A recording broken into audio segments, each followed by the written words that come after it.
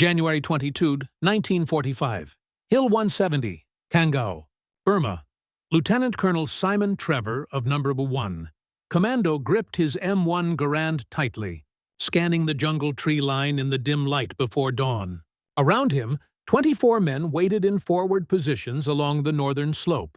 Each carried the same American semi-automatic rifle, a weapon that had accompanied them from North Africa 2 years earlier, a firearm most British soldiers had never even handled. Trevor could not yet know that within 90 minutes, nearly 300 Japanese troops would hurl themselves in a desperate charge directly at his position. Nor could he know that his small detachment would soon face odds greater than 12 to 1. What he did know, what every man under his command knew beyond doubt, was that their American rifles granted them a firepower, edge that would spell the difference between endurance and destruction. A metallic click echoed through the mist, the sound of a bolt being drawn back. But it wasn't the familiar noise of a Lee Enfield, the rifle carried by almost every British infantryman in the war. This was something else, smoother, faster, deadlier. In the hands of a trained marksman, an M1 Garand could unleash 24 aimed shots per minute. The British Lee Enfield, long regarded as the fastest bolt-action rifle ever built, managed 15 in the same span under ideal conditions. The numbers told a clear story. One American rifleman armed with a Garand could deliver the same sustained firepower as roughly 1.5 British soldiers with Lee Enfields. 3 British riflemen firing at their absolute limit could barely exceed what one American could produce with mechanical consistency. This gap in rate of fire would soon become one of the war's most decisive tactical advantages, measured not in metal or distance, but in lives preserved and battles secured. Yet the origin of America's only standard-issue semi-automatic rifle among the major powers began not on the battlefield, but in the workshop of a Canadian immigrant destined to reshape modern warfare. January 1, 1888. Saint-Rémy, Quebec, Canada. Jean Cantius Garand was born on a small farm 17 miles south of Montreal. Nothing in his early years hinted that he would one day create what General George S. Patton called the greatest battle implement ever devised. At age 11, young Jean, as he was known then, moved with his family to Connecticut after his father abandoned farming for work in a textile mill. By 12, he was sweeping floors in a factory in Jewett City, but he was captivated by the machinery around him. During breaks, he examined the looms, the steam engines, the precision gears that turned raw cotton into finished fabric. By 18, Garand had become a machinist. His skill and intuition led him into tool and gauge making, trades requiring both mathematical discipline and creative insight. At night, he took correspondence courses, teaching himself engineering principles usually learned in universities. In 1916, at 28, Garand turned his curiosity toward firearms design. 2 years later, he submitted blueprints for a semi-automatic rifle to the U.S. Navy. The Navy was impressed enough to fund his continued work at the Bureau of Standards in Washington. After 18 months, he was offered a position as a design engineer at the Springfield Armory in Massachusetts. What he found there astonished him. The famed Armory, which had produced the Springfield rifles used in World War I, was technologically stagnant. During that war, it had manufactured only 265,000 rifles, far short of what an army expanding from 200,000 to 4 million men required. Another 47,000 came from Rock Island Arsenal, forcing America to arm many troops with British Enfield rifles produced under license by Remington and Winchester. The Springfield model, 1903, was an excellent rifle, accurate and dependable, but it was built for hand-fitting by expert craftsmen at a peacetime pace. Modern conflict demanded weapons that could be mass-produced quickly by semi-skilled workers operating machine tools. Garand understood that the next war would favor the nation capable of arming its soldiers fastest with the most efficient weapons. The rifle he envisioned would fire every time the trigger was pulled. No manual cycling, no lost seconds. This semi-automatic action would triple the rate of fire compared to bolt-action systems and allow soldiers to keep their aim steady between shots. Above all, it would tilt the balance of firepower toward the offensive. Garand's path was far from smooth. His first attempts used primer actuation, where the blast from the primer cycled the mechanism, an approach that proved unreliable. He then adopted gas operation, using the cartridge's propellant gases to drive the action. In 1929, his design triumphed in Army trials. Success seemed certain until politics intervened. General Douglas MacArthur, then Army Chief of Staff, ordered that the rifle use the existing .32-6 Springfield cartridge instead of the newer .276 Peterson round for which it had been designed. His reasoning was simple. The Army already had millions of .30-6 rounds in storage. Switching calibers would cost time and money. Garand returned to his workshop and redesigned the rifle from scratch to handle the more powerful cartridge, a process that took 3 years. On August 3, 1933, the revised weapon was designated the U.S. Rifle, caliber .30 M1. On January 9, 1936, it was officially adopted as the Army's standard infantry rifle. The first production M1 Garand was successfully test-fired on July 21, 1937, and full-scale manufacturing began that September at 10 rifles a day. By early 1940, Springfield Armory was turning out 100 daily, still far short of what a nation on the brink of global war required. In September 1939, the same month Germany invaded Poland, Winchester Repeating Arms received a contract to produce M1s. The company was less than enthusiastic. Winchester engineers thought the Garand was too complex, too expensive to produce. Relations between Winchester and Springfield Armory personnel became openly hostile, with each side accusing the other of incompetence. Despite the friction, both manufacturers ramped up production as war clouds gathered. By December 7, 1941, when Japan attacked Pearl Harbor, American factories were producing rifles at unprecedented rates. The M1 Garand became a top priority overnight. January 1942 saw Springfield Armory producing 1.13 Garands per day. Production peaked in January 1944, when Springfield alone manufactured 122,000 rifles in a single month. This translated to 3,136 rifles per day, or 164 rifles per hour. Winchester added another 513,000 rifles between December 1940 and June 1945. By war's end in August 1945, over 4 million M1 Garands had been produced. The United States was the only major power to field a semi-automatic rifle as standard infantry equipment. Every other army, British, German, Soviet, Japanese, Italian, relied primarily on bolt-action designs. The tactical implications of this difference cannot be overstated. A rifleman with a bolt action must perform multiple steps between each shot. Pull the bolt handle up and back, ejecting the spent cartridge. Push the bolt forward, chambering a new round. Push the bolt handle down, locking it in place. Raise the rifle back to shooting position. Reacquire the target. Aim. Fire. The entire cycle takes 4 to 6 seconds for a trained soldier, longer under combat stress. The M1 Garand eliminated most of these steps. Pull trigger. Rifle fires. Gas pressure from the fired cartridge operates the mechanism automatically. Bolt opens, spent case ejects. New round chambers. Bolt locks. Total time 1 to 5 of a second.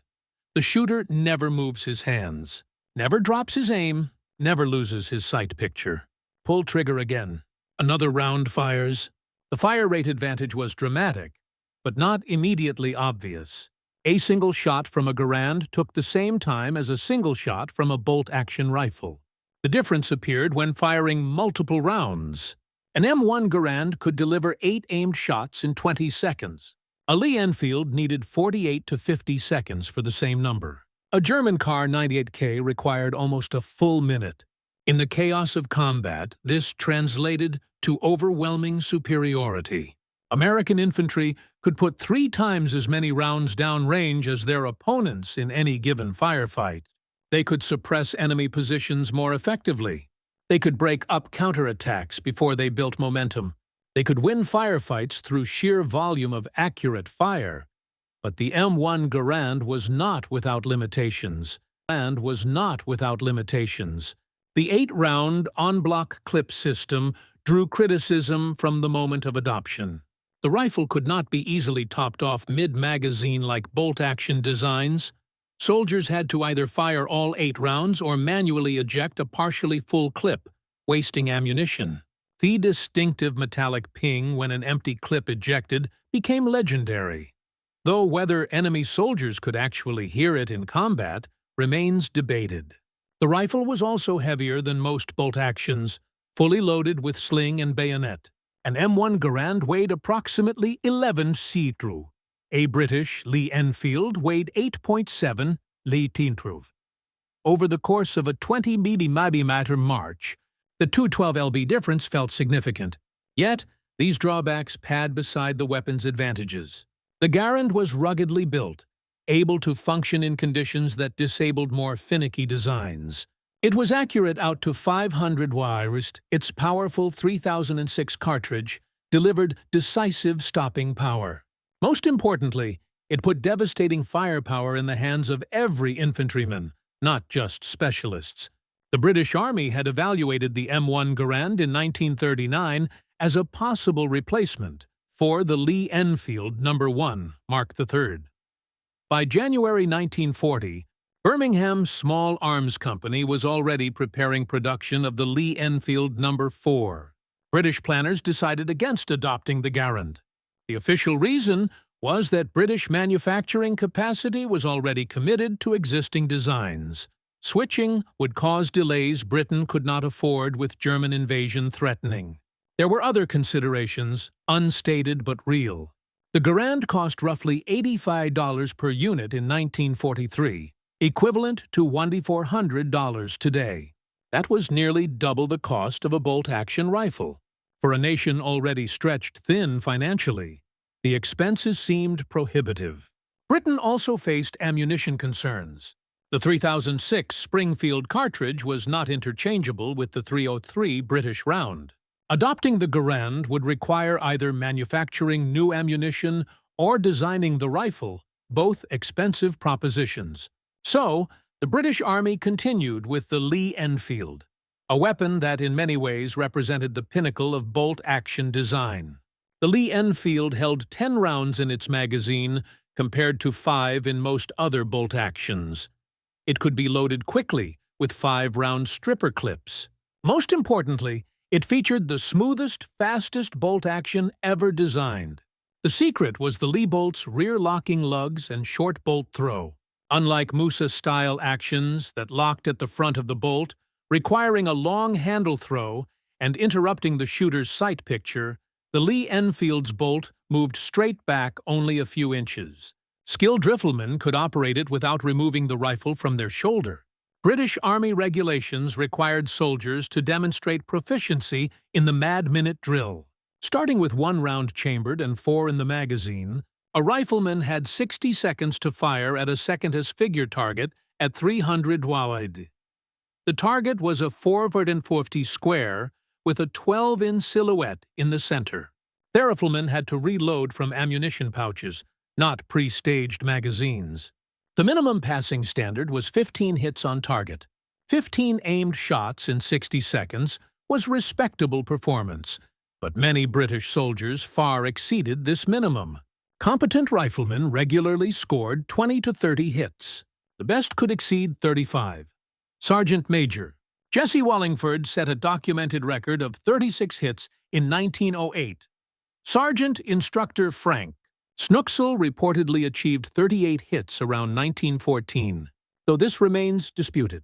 These performances were extraordinary. They required thousands of hours of practice, perfect ammunition management, and iron discipline under pressure. The British Army of 1914 was perhaps the most professional in the world, with long service volunteers who drilled endlessly on marksmanship. At the Battle of Mons in August 1914, German soldiers reported facing machine guns, when in reality they faced British riflemen with Lee Enfields. Yet, even these superhuman performances with the world's fastest bolt-action rifle barely matched what an average American soldier could achieve with an M1 Garand. The Garand's official aimed rate of fire was 24 rounds per minute. In practice, soldiers regularly exceeded this. 40 to 50 accurate shots per minute was achievable for trained riflemen at ranges under 300 yards. The mathematics painted a stark picture. 3 British riflemen with Lee-Enfields, each firing 15 aimed rounds per minute, delivered 45 rounds per minute combined. 1 American with an M1 Garand delivered 40 rounds per minute on his own. 3 Lee-Enfields versus 1 Garand was nearly a fair fight, and the American had advantages beyond raw fire rate. The Garand shooter never broke his firing position. His point of aim never wavered. He could track moving targets continuously while firing. The bolt-action rifleman, no matter how skilled, had to interrupt his sight picture with every shot. He had to muscle the bolt back and forth. He had to realign on target each time. These fractions of a second added up to critical disadvantages in combat. The first American units equipped entirely with M1 Garands arrived in the Pacific Theater in late 1941. The Philippine Department had received new rifles between August and November 1941, when Japanese forces invaded on December 8th. Some American and Filipino units were armed with Garands, though most still carried Springfield bolt-action rifles. The initial combat reports were mixed. Some units had been issued 5-round stripper clips designed for the old Springfield rifles instead of 8-round clips. Confusion about proper maintenance led to malfunctions in the humid tropical environment. Soldiers complained about the rifle's weight during brutal jungle marches, but those who used the Garand correctly recognized its value immediately. In firefights, American forces armed with Garands could suppress Japanese attackers even when outnumbered. The sheer volume of fire made advancing through open ground suicidal. Japanese forces armed with bolt-action Arisaka rifles found themselves consistently outgunned. As production ramped up through 1942 and 1943, more units received Garands. By 1944, virtually every American infantry division carried M1 rifles as standard equipment. The weapon appeared in every theater of war, proving itself in every environment from Pacific jungles to European winters to North African deserts. The German military took notice. Captured intelligence documents from 1943 show Wehrmacht units specifically warning about American firepower superiority. German soldiers reported that American infantry squads put out more rifle fire than equivalent German units, despite having fewer automatic weapons. The Garand's semi-automatic action gave every American rifleman capabilities that Germans reserved for specialists with their rare semi-automatic G43 rifles. In November 1942, American and British forces landed in North Africa as part of Operation Torch. Among the assault troops were British commandos specially equipped for joint operations with American forces. No. 1 Commando and No. 6 Commando received complete issues of American weapons, including M1 Garand rifles, Thompson submachine guns, and Browning automatic rifles. The commandos kept these weapons throughout the war. They preferred them to standard British infantry arms. The combination of firepower and reliability proved superior in combat. When No. 1 Commando deployed to Burma in late 1944 as part of 3rd Commando Brigade, they brought their American rifles with them. January 22, 1945. The commandos had spent weeks fighting in the Arakan Peninsula, conducting amphibious assaults to cut off Japanese withdrawal routes. They had seized Hill 170 near Kangor, a dominant height overlooking the main road to Rangoon. Holding this hill was critical. If it fell, all British forces on the peninsula would be endangered. The Japanese 54th Division recognized the threat. In the early morning hours of January 31st, the 2nd Battalion of the 154th Infantry Regiment launched a major counterattack. Artillery and machine gun fire pounded the northern end of Hill 170, where Lieutenant George Nolan's No. 4 Troop held the line. At 07:30, Japanese infantry attacked in platoon-sized waves, hurling grenades and charging with fixed bayonets. Nolan's platoon of 24 men faced approximately 300 attackers. The odds were horrific, but every British soldier held an M1 Garand. The difference was immediately apparent. Japanese soldiers armed with bolt-action, Type 99 rifles, could not match the sustained fire from the commandos' semi-automatic weapons. Each British rifleman could maintain continuous fire without the vulnerable pauses required for working a bolt. The attackers were cut down before they could close to hand grenade range. Lieutenant Colonel Trevor, who commanded No. 1 Commando, would later write in his memoir that the unit's combination of Garand rifles, Thompson submachine guns, and Bren light machine guns gave them a clear firepower advantage over Japanese forces. The Garands were particularly valuable because they gave every rifleman automatic weapon firepower without the ammunition consumption of true machine guns. The battle raged for 12 hours. Wave after wave of Japanese infantry crashed against the British positions. Lieutenant Noland moved constantly among his men, distributing ammunition, manning machine guns when crew members fell, and firing his own Garand until he was killed in action. His leadership and the superior firepower of his platoon's weapons held the position against impossible odds. When the attacks finally ceased that evening, over 450 Japanese bodies lay scattered across the hillside. British casualties were severe, but sustainable. No. 4 Troop had held. The firepower advantage had been decisive. For his actions, Lieutenant Noland received a posthumous Victoria Cross, No. 1 Commando's Defense of Hill. 170 became a legendary engagement studied for decades afterward as an example of how superior weapons technology could offset numerical disadvantage. The Battle of Hill 170 demonstrated in microcosm what American forces experienced across all theaters. The M1 Garand gave infantry units a fundamental tactical advantage. They could win firefights through superior volume of fire. They could break up enemy attacks before they gained momentum. They could hold defensive positions against larger forces. General George Patton, commanding Third Army in Europe during 1944 and 1945, wrote to the Ordnance Department on January 26, 1945, "In my opinion, the M1 rifle is the greatest battle implement ever devised." Coming from Patton, a notoriously critical commander who rarely praised anything, this was extraordinary recognition. Patton understood what the Garand meant tactically. His army could advance aggressively because his infantry could win firefights reliably. When German forces counterattacked, American defensive fire shredded them.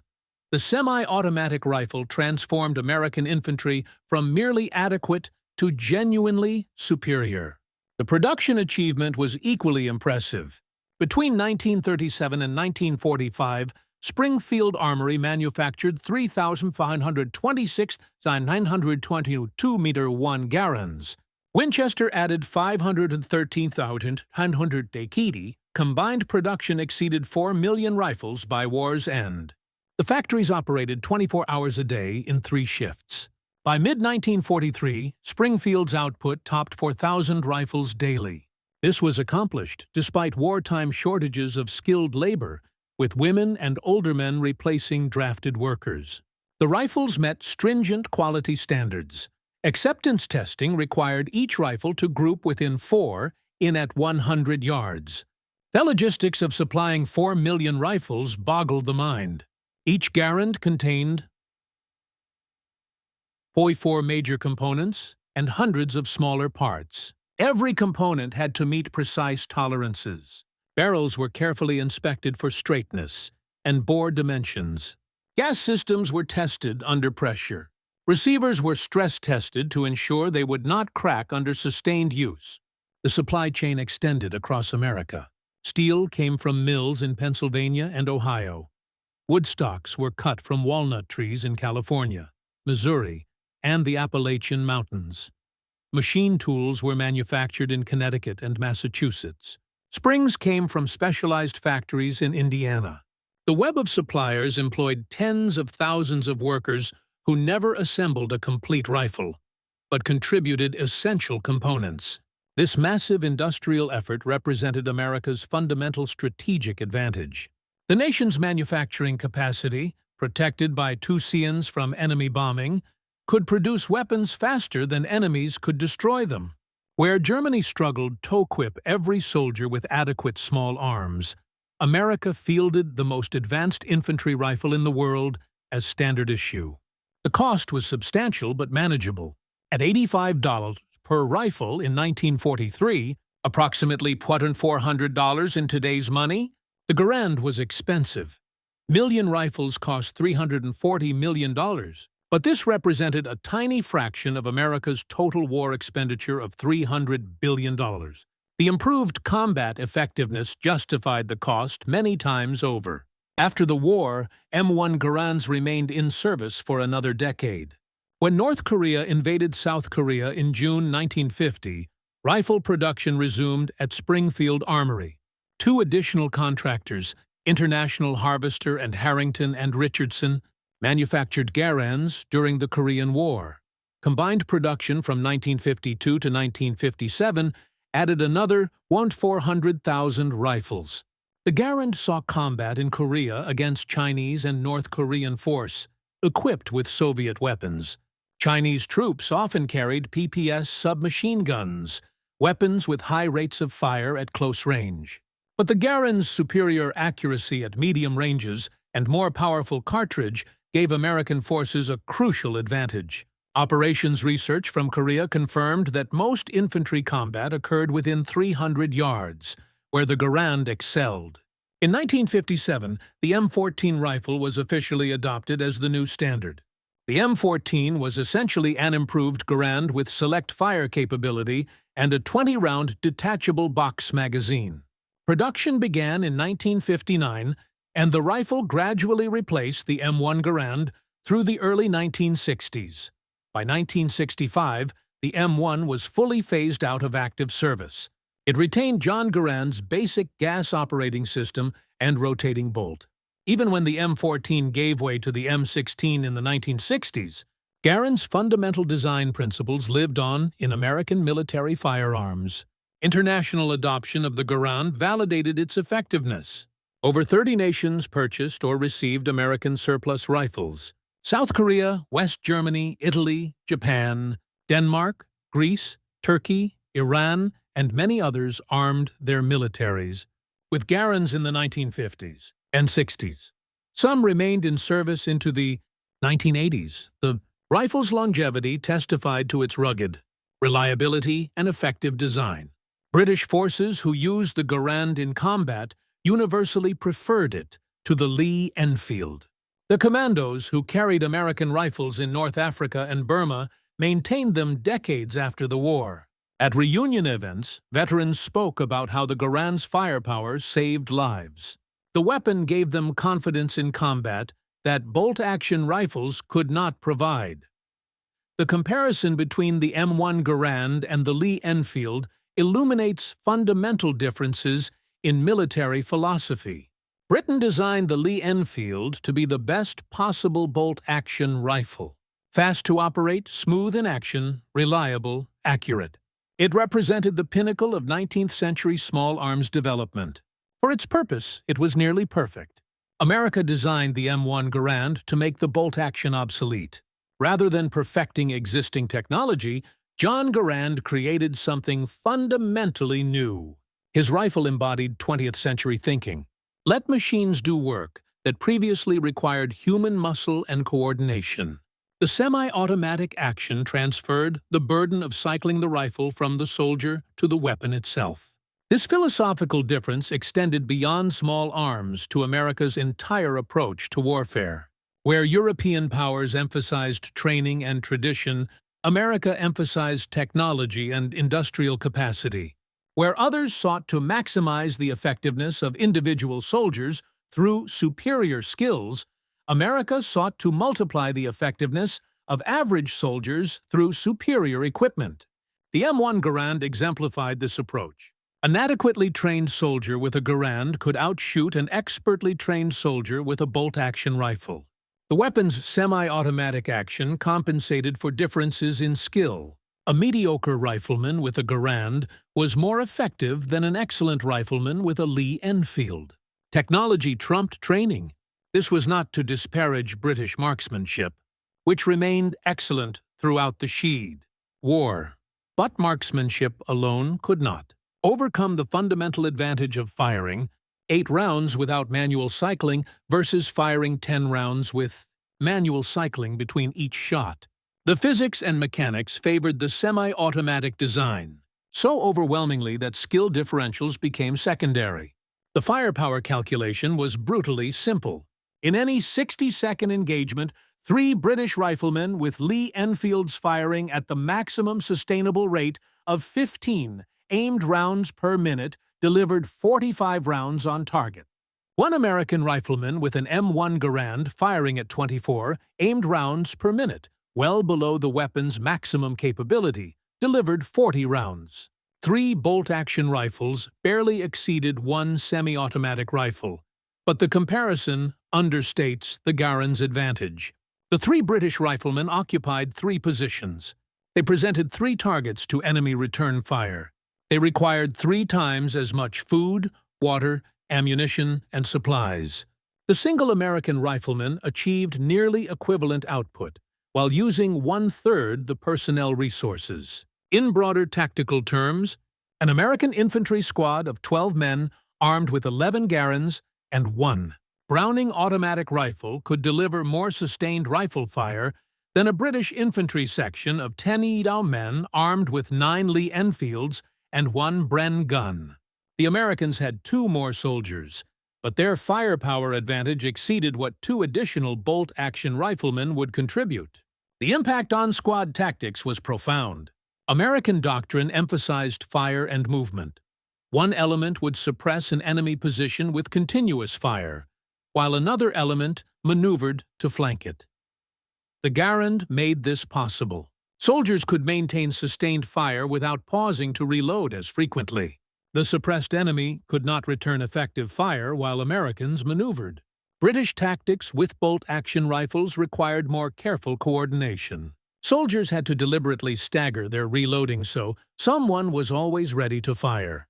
The Madden training helped, but did not eliminate the fundamental limitation. There were unavoidable gaps in fire output when multiple soldiers reloaded simultaneously. German forces faced similar limitations. With their KR-98K bolt-action rifles, Wehrmacht squad tactics centered on the MG-34 or MG-42, machine gun with riflemen supporting the machine gun rather than providing primary firepower. This worked well defensively, but limited offensive flexibility. American squads could advance with every rifleman contributing meaningful fire. The Soviet Union fielded millions of semi-automatic rifles, including the SVT-40 and SKS, but these weapons never achieved the reliability and production volume of the Garand. Soviet infantry units mixed semi-automatic rifles with Mosin-Nagant bolt actions throughout the war. The Red Army never achieved the uniformity of equipment that characterized American forces. Japan attempted to develop semi-automatic rifles, but never got beyond the prototype stage. Japanese industry lacked the precision manufacturing capability and resources to produce complex weapons in large quantities. Japanese soldiers faced American firepower with bolt-action Arisaka rifles that held only 5 rounds. The disparity in combat effectiveness was enormous. The Garand's impact extended beyond World War II into subsequent conflicts and technological development.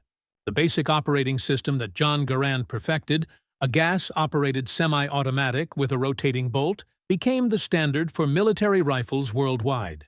The Soviet AK-47, the American M16, the British SA-80, and countless other designs use variations of Garand's system. Modern military rifles fire fully automatic, but most combat shooting occurs in semi-automatic mode for accuracy. The fundamental principle of allowing the weapon's mechanism to cycle itself between shots, rather than requiring manual operation, traces directly to Garand's work in the 1920s and 30s. He revolutionized infantry combat more than any other firearms. Designer of the 20th century, John Garand himself never profited from his invention. He was a civil service employee earning $3,500 annually when he designed the rifle. He chose not to patent it separately, allowing the government to own the design outright. After World War II, Congress debated granting him a $100,000 reward. The legislation failed. Garand received various medals and honors, but no financial compensation commensurate with his contribution. He retired from Springfield Armory in 1953 at age 65, having spent 34 years refining and improving his rifle. He lived quietly in retirement until his death in 1974 at age 86. By then, over 5 million M1 Garands had been produced. His rifle had equipped American forces through 3 wars. His design principles informed every modern military rifle. The contrast with Britain's decision to retain the Lee Enfield illuminates different national circumstances and strategic calculations. Britain in 1940 faced immediate existential threat. German invasion was a real possibility. Every factory, every worker, every pound sterling had to contribute immediately to national survival. Adopting a new rifle would have disrupted production for months at exactly the wrong moment. Britain also faced global commitments that America did not. The British Empire spanned a quarter of the Earth's land surface. Forces were scattered across Africa, Asia, the Middle East, and the Pacific. Standardizing on a new rifle would require replacing weapons held by units on every continent. The logistics were daunting. Furthermore, Britain's industrial capacity was limited compared to America's. British factories were vulnerable to German bombing throughout the war. The boating blitz destroyed factories, killed workers, and disrupted supply chains. Switching to a more complex, expensive rifle design would have strained manufacturing capacity beyond its limits. So, Britain continued with the Lee Enfield and made it work through superior training and tactics. British infantry achieved remarkable effectiveness with supposedly inferior weapons because they mastered those weapons completely. The Mad Minute drill instilled weapon handling skills that partially offset the technological disadvantage. America faced no such constraints. Protected by vast oceans, American factories operated at full capacity without fear of bombing. The nation's enormous industrial base could absorb the cost of producing complex weapons. America could afford to equip every infantryman with a semi-automatic rifle because America could afford anything its industry could manufacture. This fundamental difference in strategic circumstances explains why America fielded technological advantages in many areas beyond small arms.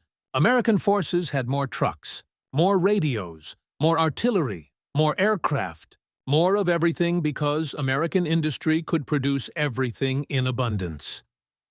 The M1 Garand was just one example of how industrial capacity translated into military effectiveness. The rifle's legacy endures in museums, collections, and shooting ranges worldwide. Over 80 years after its introduction, M1 Garands remain popular among civilian shooters for their accuracy, reliability, and historical significance. The Civilian Marksmanship Program, a federally chartered organization, has sold hundreds of thousands of surplus Garands to American citizens. Collectors prize M1 Garands as pieces of history. A rifle gifted to Senator John F. Kennedy sold for $149,500 In 2015, John Garand's personal rifle, serial number 1,000,000, sold for $287,500 in 2015. In 2018, original wartime rifles in good condition command premium prices, reflecting their significance. The story of the M1 Garand ultimately represents the victory of innovation over tradition. Britain's Lee Enfield was the ultimate expression of bolt-action technology, refined over decades to near perfection. But perfecting old technology could not compete with creating new technology. The semi-automatic action was not incrementally better. It was fundamentally different. It changed the nature of infantry combat. John Garand understood this. He recognized that soldiers needed weapons that worked with them, not weapons that required constant skill to operate effectively. His rifle did the mechanical work of cycling between shots, freeing soldiers to focus on aiming and shooting. This seemingly simple innovation multiplied combat effectiveness dramatically. The mathematics remain stark and undeniable. 3 British riflemen with Lee Enfield rifles firing at the highest trained rate of 15 aimed rounds per minute delivered 45 rounds per minute combined. 1 American rifleman with an M1 Garand firing at the conservative estimate of 24 aimed rounds per minute delivered 24 runs. But the American maintained his position, never interrupted his sight picture, and required no time for manual bolt cycling between shots. His effective fire was more consistent, more accurate, and more sustainable. In practical terms, the American soldier with a Garand functionally matched 2 soldiers with bolt-action rifles, not Keat 3.1, but closer than any other weapon comparison of World War II. The Garand provided the United States with a firepower edge measured in multiples rather than margins. That superiority translated directly into battlefield dominance. American infantry could advance through heavy fire because they could lay down suppressive fire more effectively. They could defend positions with fewer troops since each man delivered greater firepower. They could shatter enemy assaults through sheer volume of fire. They could prevail in firefights through superior engineering even when outnumbered. General Patton's statement was no exaggeration. The M1 Garand truly was the finest battle instrument ever created. Not because it was flawless, but because it redefined what infantry combat could be. It proved that innovation could multiply effectiveness in ways training alone never could. It showed that creativity surpasses perfection, that the future belongs to inventors rather than traditionalists. The British Lee-Enfield remained a superb weapon throughout its long service. British troops wielded it with skill through the Second World War, Korea, and even into the 1950s. It was rugged, precise, and exceptionally quick for a bolt-action design. But it was still a bolt-action rifle. No level of marksmanship could erase the difference between manually cycling a bolt and letting the rifle operate itself. The American M1 Garand pointed unmistakably toward the future of infantry arms. Semi-automatic fire became the standard. Within 20 years, select fire and automatic rifles would dominate the battlefield.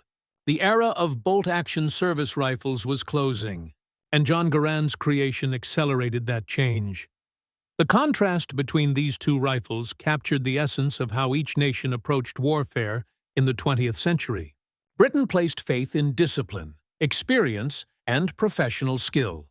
America placed faith in machinery, mass production, and technological progress. Both philosophies had value, but in World War II, U.S. industrial capacity and inventive spirit proved decisive. 3 British riflemen, armed with Lee-Enfields, could scarcely match the output of a single American carrying an M1 Garand. That fact explains why the Garand altered ground combat forever. Not because British soldiers lacked courage, they ranked among the finest in history. Not because the Lee-Enfield was inferior, it was the greatest bolt-action rifle ever built, but because semi-automatic firepower was simply, unarguably, superior. Technology had rendered its verdict. The future had arrived, and it marched in American uniform, carrying an M1 Garand. M1 Garand.